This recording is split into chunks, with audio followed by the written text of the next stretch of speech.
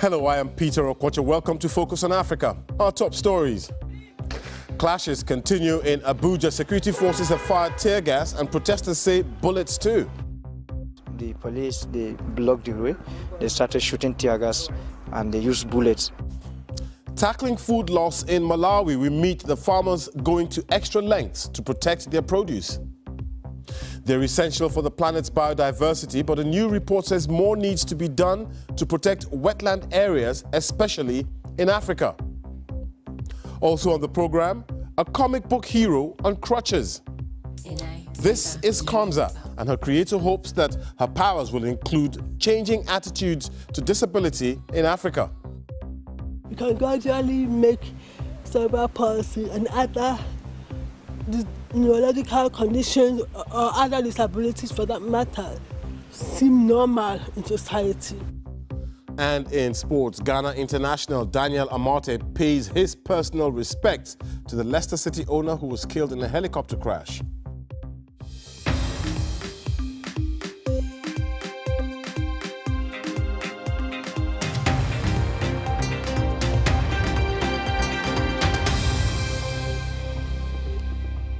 Thanks for joining us here on Focus on Africa from BBC World News. Police in Nigeria have fired tear gas at Shiite Muslim protesters in the capital Abuja. It follows 3 days of protests by the group who are demanding the release of their leader Ibrahim Zakzaki. He has been in government custody since December 2015.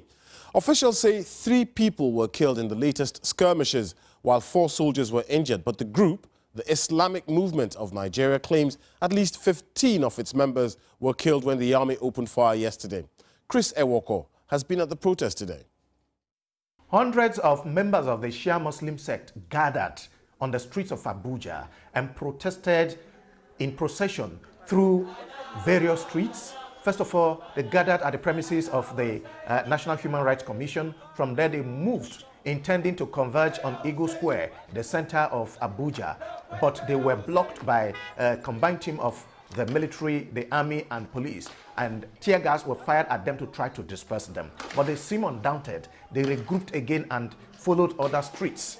Abuja was almost on a lockdown, and the protesters are saying that they're continuing their protest, first of all, to seek for the release of their leader, Sheikh El-Zakzaki, who is facing charges of disturbance of public peace and inciting violence.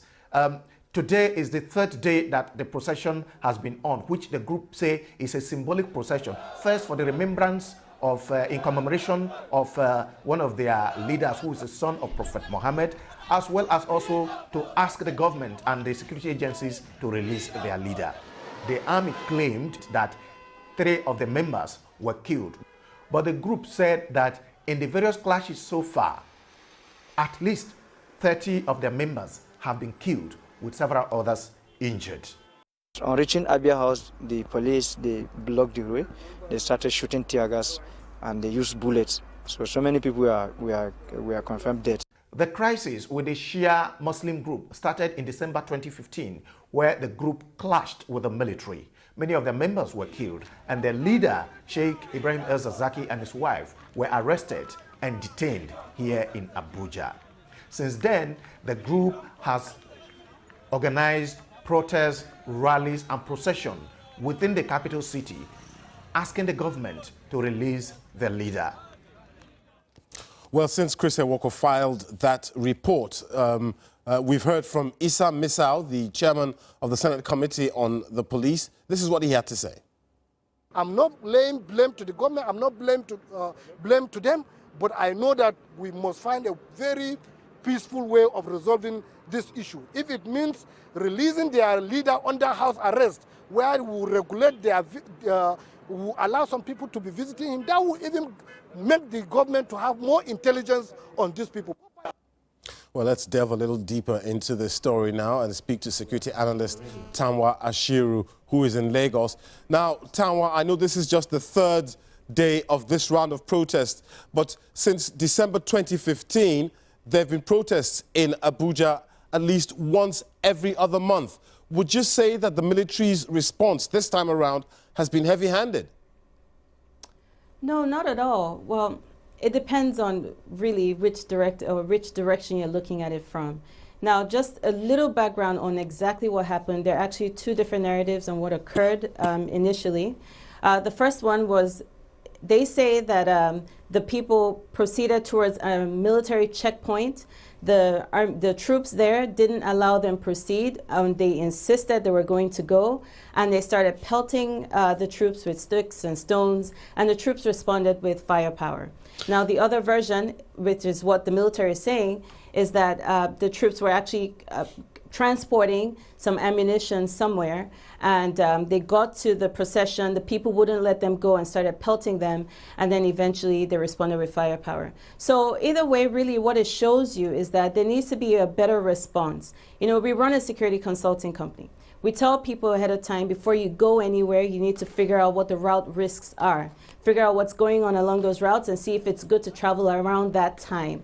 So if that's the case, the military could have done a simple assessment, figured out that, look, there's a procession going on. Now is not a good time, actually, to go on the road, and especially not to transport ammunition. And so they could have found alternative means. Okay, so we've just heard, let me just come in there. We've heard from Issa Misal, the chairman of the Senate Committee on the Police. He believes that maybe Ibrahim El-Zakzaky should be put under house arrest rather than in government custody, and this might diffuse some of the tensions coming from his followers. He's absolutely right. And this is something we keep saying with regards to the government. It doesn't have to be heavy-handed. It doesn't have to be bullets. Dialogue needs to be involved. And if that is a peaceful resolution, if that's something that will calm the members down, then by all means, they really should release him from custody where he is. In fact, the courts had ordered that he be released, but for some reason he's still being held. What we found, anyway, what we realized is the government is claiming that the leaders of the group is actually to blame for the actions and the activities of the people. And so that's why they insist on holding him. They claim he is responsible for that. So, but right now, it's not going to get any better. And they cannot continue shooting gas canisters and fire hosing people. At some point, you have to dialogue, you have to come to an agreement, and he needs to be released at some point. Okay, and Tanwa, we know Abuja very well, you know, seat of government in Nigeria. What kind of effect do protests like this have on the city? Well, what we're particularly worried about is that it bears similarities to what happened or what birthed the new phase of Boko Haram, which is what we're seeing now. They started off as more of a peaceful group. Yes, they had agitations, and yes, they clashed with government security forces occasionally. But when the heavy hand was too much, eventually they started acquiring weapons and firing. So a lot of people are worried about that. They're worried about pressuring these people and eventually moving them to a point where they start taking up real arms. They're not sticks and stones anymore. We know that the borders, we still have issues with illegal or illicit weapons trafficking, so it may be easy for them to get weapons. So we're worried right now, as far as security consultants are, and we're hoping that they don't turn Abuja into that central stage where they start conducting attacks. Okay, Tanwa Ashiru speaking to us from Lagos. She's a security analyst. Thank you very much. Thank you. Now, we know that food waste is an issue across the world. What you might not know is that 37% of all food produced in sub-Saharan Africa is lost between leaving the farm and getting to your plate. Those figures come from the United Nations Food and Agriculture Organization. But now farmers in Malawi are determined to reverse the trend, beginning with finding new ways of preserving their grains after harvest. Joel Kirungu sent this report from Lilongwe. When Cecilia Chisanu, a maize farmer in Lilongwe, came across airtight hermetic grain storage bags on television, she was skeptical. She had been losing half of her annual grain harvest to weevils and was desperate for a solution. 24 months later, her grains are in good condition. The good thing about these bags is that when you get the weevils from outside and put them together in the bag, the weevils die because of the heat in the bag. Lizulu Market, one of Malawi's largest fresh produce markets. Vendors here sell produce from within Malawi and across the borders. But with so much produce coming in, a lot of it goes to waste due to lack of proper storage facilities. Often, when we put our tomatoes on sale here, we aren't able to sell them all at one go. More often, the tomatoes go bad and we have to throw them away. Let's say about half gets spoiled, which we throw away and we sell the other half. Generally, any loss of produce translates to lost income for the various actors in the supply chain. The Food and Agricultural Organization of the United Nations, that is FAO, estimates that $4 billion worth of food is lost annually in sub-Saharan Africa due to post-harvest loss. This amount is enough to feed the population of Angola, Zimbabwe, Swaziland, Namibia and Malawi combined. While achieving food security in Africa is daunting, South African agroeconomist Wandile Silobo contends that it can be achieved. I think that if the aid money or any of those resources could really be channeled on making some serious improvements in the value chain or production side, either by making sure that there is some sufficient and efficiently working storages in the farms, the value chains are not as fragmented as we see in many countries, I think we could make some sort of a difference there. Wandile says that Africa can feed itself without importing any food if the continent eliminates post-harvest losses. For BBC News, this is Jewel Kiryungi. Let's take a quick look now at other stories making the headlines across Africa and the rest of the world. At least 7 people have been killed in a raging fire along South Africa's popular garden route in the Western Cape province. Officials say a pregnant woman, 2 toddlers and a baby are among the fatalities. And at least 200 residents have been moved to a hall and 3 suburbs housing more than 1,500 people have been evacuated as a precaution. Kenyan TV journalist Jackie Maribe has been freed after posting almost $10,000 bail. She stands accused of the murder of a businesswoman, Monica Kimani. Ms. Kimani was found dead in an apartment in Nairobi on September the 19th. Co-accused Joseph Irungu will remain in custody. China has partially lifted a 25-year ban on the trade of tiger bones and rhino horns. These will now be allowed for scientific, cultural and medicinal use. Conservationists fear it will jeopardize international efforts to protect these endangered species in the wild. Now, often overlooked as wasteland or eyed up for development, wetlands are in fact an essential part of ecosystems all over the world. While a new report by the Global Wetland Outlook has praised countries such as Tunisia and Madagascar for their efforts in safeguarding these areas, it also says that much more needs to be done. Be they lakes, rivers, marshes, or even mangrove swamps, without these often beautiful areas would struggle to find fresh water, be unprotected against flooding, and lose up to 40% of plant and animal biodiversity.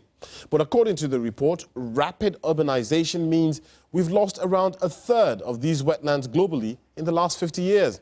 And in Africa, that figure rises to 42%. Yet, less than 20% of these wetlands are protected under the International Convention. I'm joined now by our environment correspondent, Navin Singh Khadka. Navin, why is Africa so much worstly affected by this than other continents? So there's a combination of issues here. In terms of Africa, number one comes agriculture. So agriculture has taken much of the land, including wetlands. And then you also have the situation of extreme weather events like less rainfall, drought, and then desert approaching. Climate change in a nutshell, right? And then of course you have urbanization and then felling trees, deforestation. So you have this combination of, mainly these 4 things. But then because of agriculture and urbanization, what is also being said is man-made wetlands. Okay, so paddy fields, for instance, or reservoirs, they are increasing, including in Africa. In the whole world, they have doubled. But the problem is man-made wetlands aren't as defensive or aren't as strong, powerful, as natural wetlands. Is there any will on the continent? Have you noticed any will on the continent to start taking this issue more seriously and protecting these wetlands? So if you look at this report that you referred to, what it says is policymakers and decision makers, they still undervalue. They are not as serious as they need to be Whereas these wetlands, we are losing 3 times more wetlands compared to forests. But as you said, Madagascar and Tunisia in Africa, and there are other countries, other cities, 18 of them across the world. So they have recognized them so that the rest of the cities in the world, the rest of the countries, they can take this as an example and follow, and then secure these wetlands that are so vital in terms of ecosystem and also in the fight against these extreme weather events.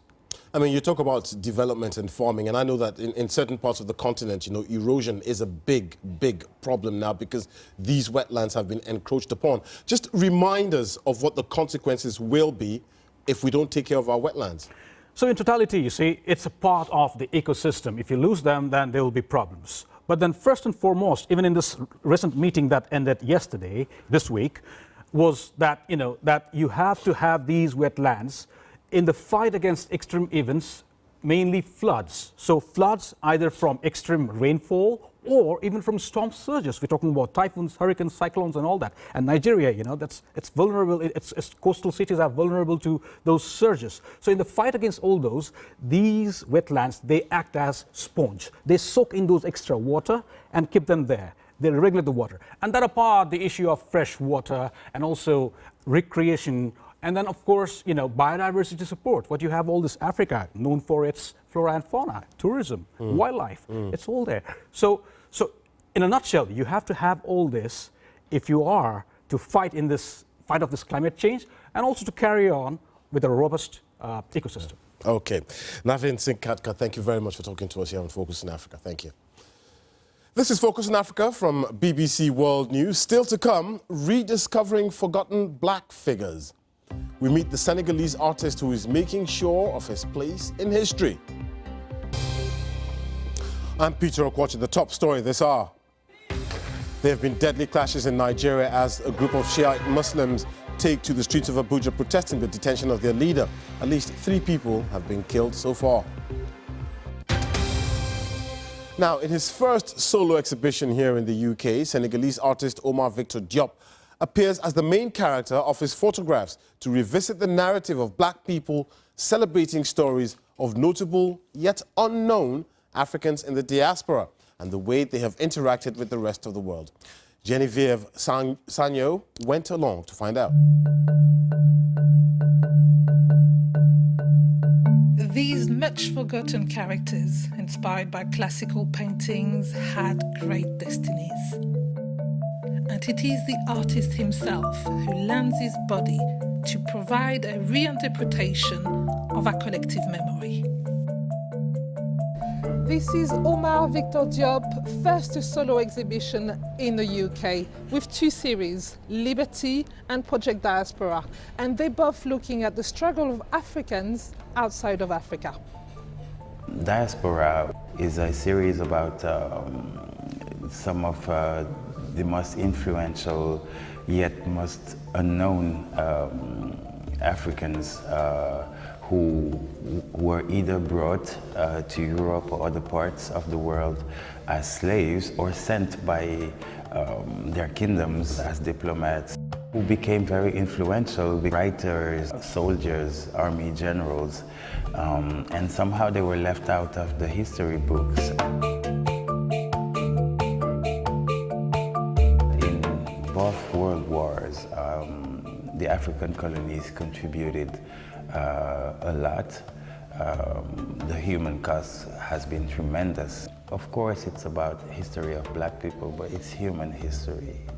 And that's what I'm trying to correct by using myself as a means of narration, I guess. Diop's work also includes early examples of women's resistance, like the Women's War in southern Nigeria.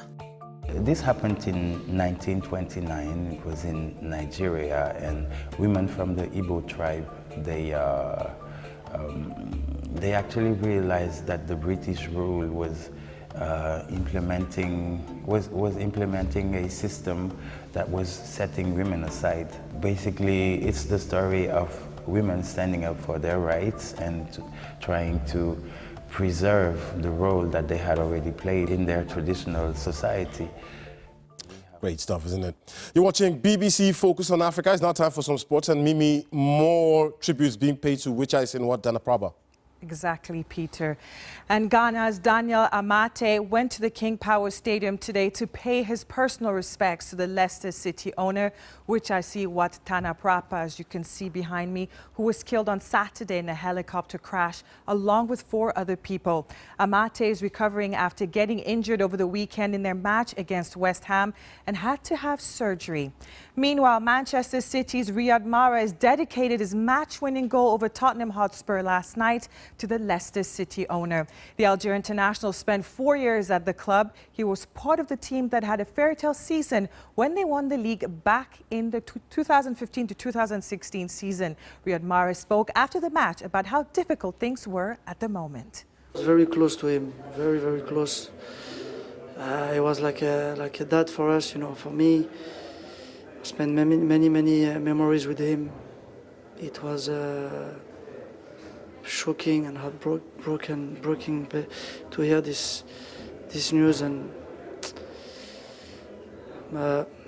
it's difficult to speak about it, but you know, it's sad.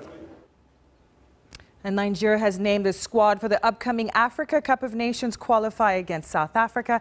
Captain John Mikel Obi has opted out for personal reasons. Leicester City's Wilfred Ndidi will also miss out due to suspension, but teenagers Victor Osimhen and Samuel Chukwueze have been included in the crucial qualifier. The 19-year-old helped Nigeria win a 5th Under-17 World Cup in 2015. Nigeria have lost their rights to enter the clubs in the African Champions League and in the Confederation Cup after years of poor results. The Confederation of African Football has confirmed to the BBC that Nigeria will have just 1 club in the next editions of the competitions, as they have fallen out of the top 12 ranked African teams. But it's good news for Libya, as for the first time in 8 years, they will be allowed to enter 2 teams per competition. And that's all the sports. Back to you, Peter. Many thanks, Mimi. Thank you. Now, growing up in Ghana, Farida Bedwe felt there was no representation of disability in any of the comics she enjoyed reading. Now she's created Kamza, a formidable superhero who, like Farida, is living with cerebral palsy. Thomas Nadi reports. Meet the super heroine with cerebral palsy. In her daily life, Kamza uses her crutches to walk. But when she transforms, they do more than that. They help her fight the bad guys. Her disability now is her superpower. I think the comic is good because it talks about cerebral palsy and change people's mind about us. Kwesi Eni Anan is living with cerebral palsy. The comic is targeted at children like him. A considerable number of children live with varied disabilities, but there's limited representation of children and adults with disabilities in comics and cartoons. Farida Banwe, an IT entrepreneur living with cerebral palsy, hopes to change that. I think that by changing the thinking of the next generation of children who are coming up, we can gradually make cerebral palsy and other neurological conditions or other disabilities, for that matter, seem normal in society. Leti Arts, a video game and digital comic development company, partnered Farida to produce the comic. But it wasn't without difficulty. With the challenge of Kamza was to get the poses of cerebral palsy right. Farida's condition is slightly different from other people with CP. Some have it in a different form. So it was difficult getting the exact one to use, but finally we were able to get a good pose for Morowa, who becomes Kamza when she's charged. What a brilliant idea. Good on them. That's it from Focus on Africa for today. Thanks for putting up with my cold. See you soon. Bye.